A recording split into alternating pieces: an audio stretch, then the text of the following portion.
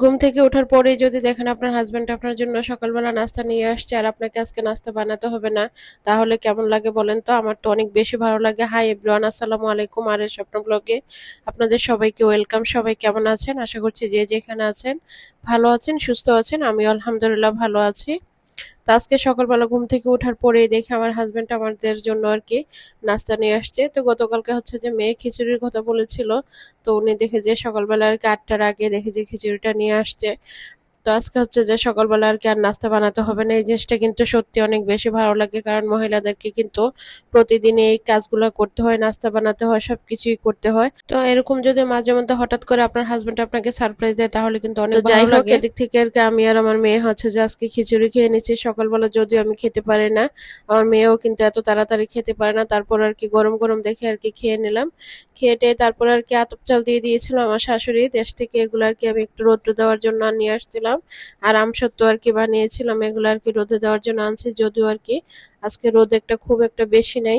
তো আমি একটা মশারি টানিয়ে আর কি ভালো করে আর কি দিয়ে দিয়েছি, যাতে করে আর কি কোনো পাখিটাকে আর কি এসে আর মুখ না দিতে পারে। তো এদিক থেকে আর কি পুঁই শাকগুলো আর কি দেখলাম খুব সুন্দর হয়েছে।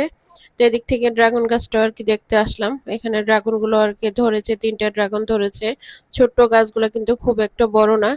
তো আর কি চারপাশটা একটু দেখছিলাম, অনেকদিন পর হচ্ছে যে আমি ছাদে আসছি। আমি কিন্তু রেগুলার ছাদে আসি না, তো মাঝে মধ্যে আসি। দেখেন আকাশের অবস্থাটা মেঘলা হয়ে আছে, যে কোনো সময় একটু বৃষ্টি হবে এরকম আর কি ভাবটা। তো আমার একটা চুলা ছিল, এই চুলাটা আর কি ছাদের মধ্যে থেকে থেকে ভেঙে ফেলেছে। তো এটা হচ্ছে যে একটা ছেলের অফিস, এই অফিসটা আর কি ছেলে নাই বাসায়। এর মধ্যে দেখি যে অফিসের জানালাটা খোলা, ছেলে তো বাসায় নেই। বৃষ্টি বৃষ্টি আসলে কিন্তু মানে চলে যাবে। তো এর মধ্যে বাসায় আর কি আমি চলে আসছি, এসে আর কি রান্না বসিয়ে দিয়েছি দুপুরের জন্য।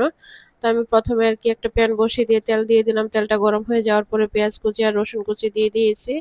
দিয়ে 2 মিনিট ভেজে তারপরে এখানে হচ্ছে যে আমি শুকনো মরিচ আর কি দিয়ে দিয়েছি। আমার কাছে কাঁচা মরিচ ছিল না, সেই জন্য তারপরে আর কি আরো 1 মিনিট ভেজে তারপরে আমি দিয়ে দিলাম চিংড়ি মাছ, সামান্য একটু লবণ, একটু দিয়ে দিলাম হলুদের গুঁড়া।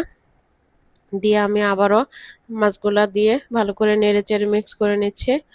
আমি 2-3 মিনিট আর কি ভেজে তারপরে হচ্ছে যে আমি এখন আর কি দিয়ে দিব মিষ্টি কুমড়া। এখানে আর কি আমি মিষ্টি কুমড়া আর কি ভাজবো।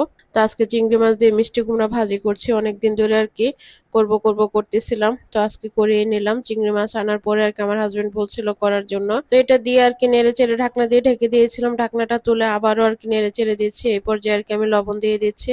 লবণটা দিয়ে আবারও নিচ থেকে নেড়ে চেড়ে আবারও আর কি আমি ঢাকনা দিয়ে রেখে দেব। তো আজকের ভিডিওটা কেমন লেগেছে অবশ্যই কমেন্টে জানাবেন। ভালো লাগলে একটা লাইক দিয়ে কমেন্ট করে আমার চ্যানেলটাকে সাবস্ক্রাইব করে দিবেন। পাশে থাকা বেল আইকনটা ক্লিক করে দিবেন, এতে করে আমি যখনই নতুন কোনো ভিডিও আপলোড করব আপনাদের কাছে নোটিফিকেশন চলে যাবে, আপনারা আমার ভিডিওটা দেখে নিতে পারবেন। আর যারা আমার ফেসবুক পেজ থেকে দেখবেন অবশ্যই একটা লাইক দিয়ে কমেন্ট করে পেজটাকে ফলো করে দিবেন, পারলে একটু শেয়ার করে দিবেন। তো এদিক থেকে কথা বলতে বলতে মিষ্টি কুমড়াটাকে তুলে নিয়ে এলাম। ওই প্যানের মধ্যে আর কি তেল দিয়ে দিলাম, তেল গরম হয়ে যাওয়ার পরে মাছ দিয়ে দিলাম। আরেক চুলার মধ্যে আমি তরকারিটা বসিয়ে দিচ্ছি। এই প্যানের মধ্যে তেল দিয়েছিলাম, তেলটা দেওয়ার পরে আর কি গরম হয়ে যাওয়ার পরে আমি পেঁয়াজ কুচি দিয়ে দিলাম পরিমাণ মতো। এদিক থেকে হচ্ছে যে মাছটা এক পাশ হয়ে গিয়েছে, মাছটা আর কি উল্টে দিয়েছিলাম। তো এই মাছ ভাজিও হয়ে গিয়েছে। তো আমি এখানে আর কি পেঁয়াজটা একটু ভেজে নিয়েছি 2 মিনিটের মতো। তারপর আমি রসুন পেস্ট, আদা পেস্ট, কাঁচামরিচের পেস্ট আর স্বাদ অনুযায়ী লবণ দিয়ে দিলাম। দিয়ে ভালো করে আর কি একটু এটাকে ভেজে নিব। সাথে আমি হলুদের গুঁড়াও দিয়ে দিলাম পরিমাণ মতো। দিয়ে তারপর এটাকে একটু ভেজে নিলাম। এই পর্যায়ে দিয়ে দিচ্ছি ধনিয়ার গুঁড়া, দিয়ে একটু পানি দিয়ে দিলাম যাতে করে মশলাটা ভাজাও হয়ে যায়, এদিক থেকে আবার পোড়াও না যায়। এর পর্যায়ে দিয়ে দিলাম মরিচের গুঁড়া। যেহেতু আমি কাঁচামরিচের পেস্টটা দিয়েছি তাই মরিচের গুঁড়াটা অল্প করে দিয়েছি, জাস্ট একটু কালারের জন্য। তা আমি হচ্ছে যে কচুর ছড়া আর কি গতকালকে সিদ্ধ করে আর কি ছিলে নিয়েছিলাম, তো এগুলো আর কি এখন দিয়ে দিলাম। কচুর ছড়া দিয়ে মাছ দিয়ে রান্না করবো। এই কচুর ছড়াটা বা কচুর মুখী যে যেটাই বলেন, এটা কিন্তু খেতে অনেক বেশি ভালো লাগে। আমাদের বাসায় সবাই আলহামদুলিল্লাহ অনেক পছন্দ করে। তো এটাই আজকে রান্না করব। তো আমার কচুর ছড়াটাও কষানো হয়ে গিয়েছে। এই পর্যায়ে আর কি আমি ফুটন্ত পানি দিয়ে দিলাম। দিয়ে এখন আর কি আমি মাছগুলোর সাথে সাথে দিয়ে দিব, যেহেতু কচুরমুখিটা আমার সিদ্ধ করা ছিল। এর মধ্যে আবার আমার ঝোলের পানিটাও আর কি ফুটন্ত দিয়ে দিয়েছি, তাই তরকারিটা হতে খুব একটা সময় লাগবে না। তাই মাছগুলো দিয়ে আর কি আমি ভালো করে নেড়ে চেড়ে ঢাকনা দিয়ে ঢেকে দিলাম। তো 5 মিনিট পরে ঢাকনাটা তুলে আর কি আমি দেখবো তরকারিটা কেমন হয়েছে। আমার তরকারিটা হয়ে গিয়েছে, চুলাটা অফ করে দিয়েছি। আলহামদুলিল্লাহ আমাদের খাওয়া দাওয়া হয়ে গিয়েছে। এর মধ্যে আর কি আমি আমসত্ত্বগুলো দিয়েছিলাম ছাদের মধ্যে, এগুলো আর কি বৃষ্টি চলে আসছিল, নিয়ে আসছি। এখন আবার একটু রৌদ্রের মতো উঠেছে আর কি, আমি বারান্দায় দিয়ে দিলাম। তো দেখতে দেখতে ভিডিও শেষ পর্যায়ে চলে আসলাম। সবাই ভালো থাকবেন, সুস্থ থাকবেন, আমাদের জন্য দোয়া করবেন। আসসালামু আলাইকুম।